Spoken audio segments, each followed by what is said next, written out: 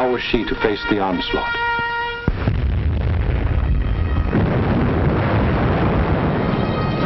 These scenes are ancient history. They occurred in 1914. The German armies, without warning, had smashed across neutral Belgium, invaded France, reached the River Marne only a few miles from Paris. Out of the French capital poured the French reserves, riding out to battle the enemy in every vehicle that could move. The famous taxicab army. Note well, it was riding out to battle. In the center of the French line stood the 9th French Army, commanded by a then comparatively unknown general. On September 5th, 1914, he is reputed to have said, "My right is driven in. My center is giving way. The situation is excellent. I attack."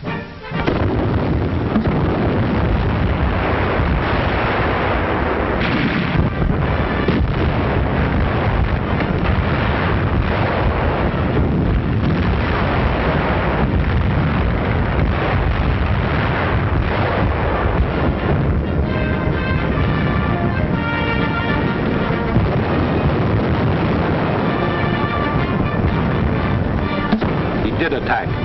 The German onslaught was checked, and Paris was saved. That comparatively unknown general later became commander-in-chief of all the Allied armies and presided at the signing of the armistice with the defeated Germans on November 11, 1918. To this general, the French people erected a monument. To Marshal Ferdinand Foch, whose motto was, "Attack, always attack." Still later, the war-weary French people erected another monument. This one to a minister of war, André Maginot. Between the ideas symbolized by these two statues may well lie the military story of the fall of a great nation. In Foch's time, the proud spirit of France demanded nothing less than victory and placed its faith in the attack. In Maginot's time, the spirit, no longer proud, asked only to avoid defeat and placed its faith in concrete.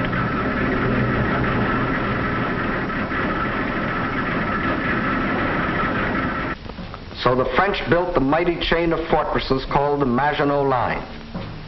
These tremendous bastions were built deep into the French land.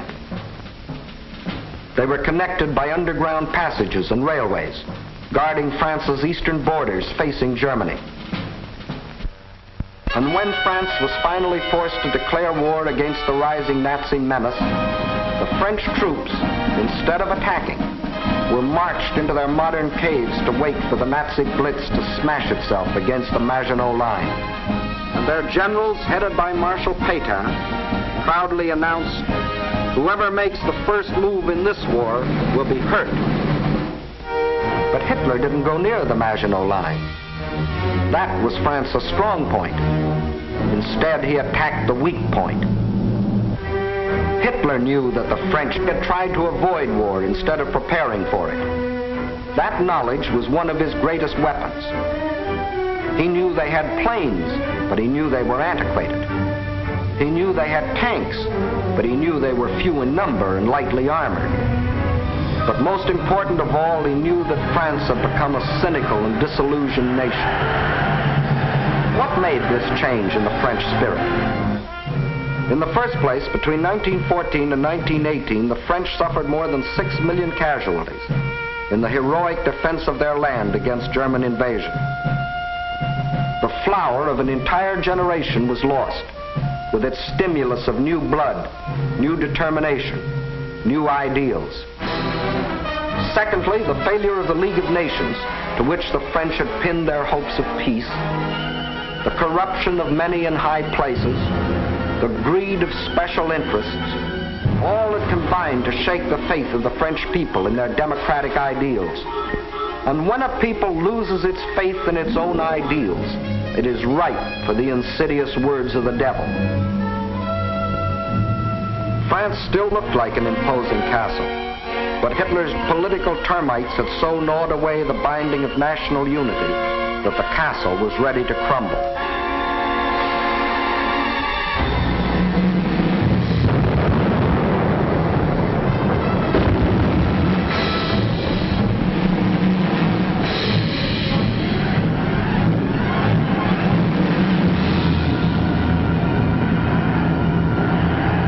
During those months of military inactivity that we called the phony war, a ceaseless barrage of German propaganda crossed the still waters of the Rhine to affect the soldiers in the Maginot Line. Why do you fight? Asked the banners. Poems and friendly notes were sent over by balloons. French tunes were played by German bands, and German hooey was broadcast in French.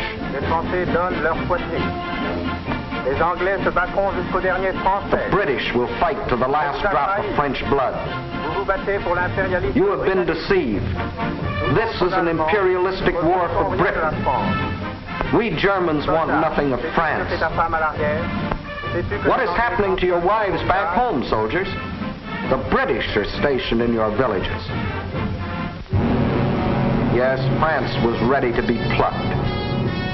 The whole force of the Nazi might was turned toward the west. How would they strike this time? Through Alsace-Lorraine as in 1870? Through the Low Countries as in 1914? What was the 1940 model conquest? The French considered the Maginot Line utterly impregnable, and therefore believed the Germans would again try a swing through the Low Countries as in 1914. But even after Hitler's rape of Scandinavia, Holland and Belgium, hoping against hope, still clung to their neutrality. So the French massed 78 divisions here along the border of Belgium. 17 were in the Maginot Line. 10 divisions here in case Mussolini got bold. 3.5 as a safeguard against Spain. The British had 10 divisions here. The Allied strategy in the event of an attack against the Low Countries was to swing their armies like a gate into Belgium, the hinge being the north end of the Maginot Line. This all-important hinge was protected by the forest of the Ardennes, a hilly and thickly wooded area, honeycombed with streams, its roads narrow trails, its bridges too weak for military vehicles. French strategists estimated the forest of the Ardennes impassable for armored forces. As you will see, this was one of the costliest estimates in all military history. That was the situation on May 9, 1940.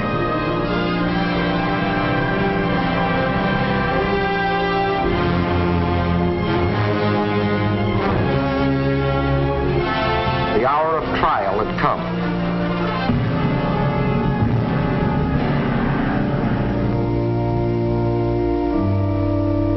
The people of the democracies prayed for strength to meet the coming hurricane of terror.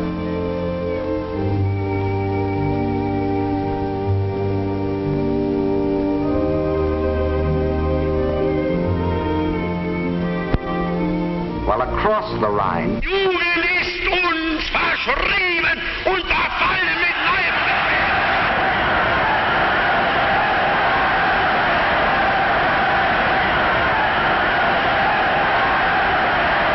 a delirious madness possessed the German nation.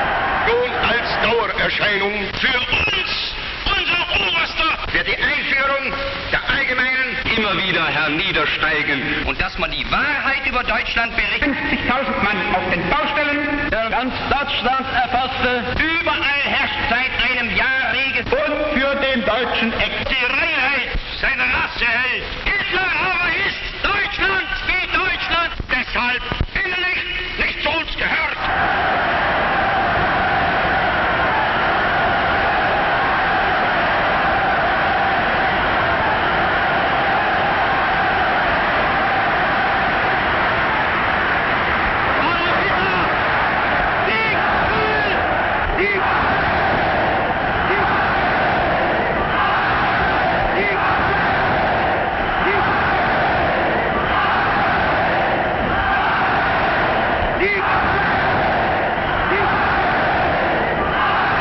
Der Tag had come.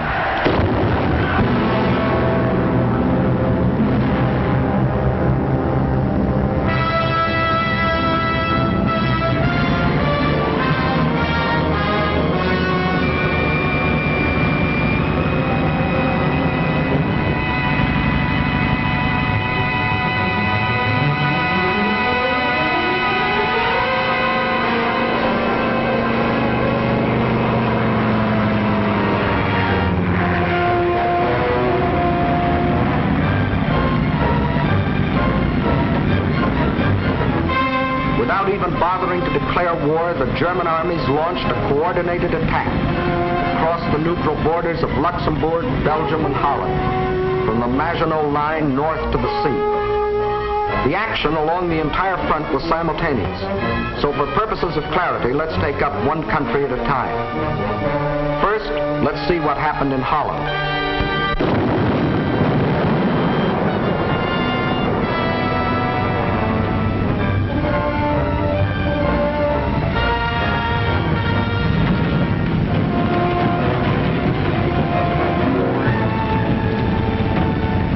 Ground forces smashed through the improvised and hastily erected border defenses. But the main attack was to come from the air, far behind the defense lines.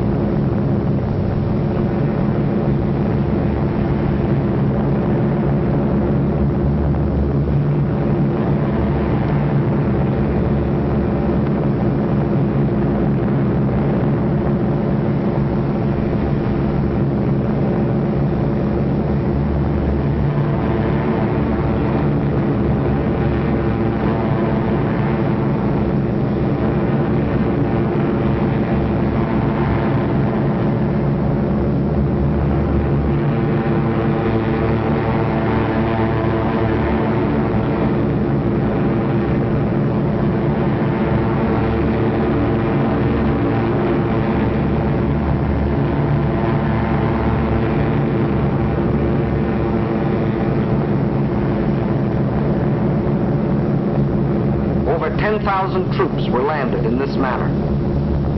Before the stunned citizens of Rotterdam even knew they were at war, these troops, aided by well-trained fifth columnists, quickly captured the airport and outlying sections of the city.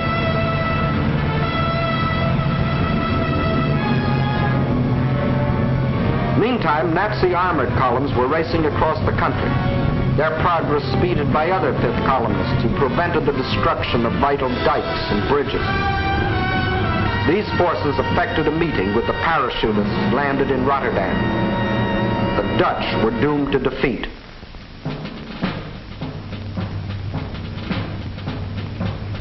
On the fourth day of the invasion, the Nazis gave the Dutch general an ultimatum.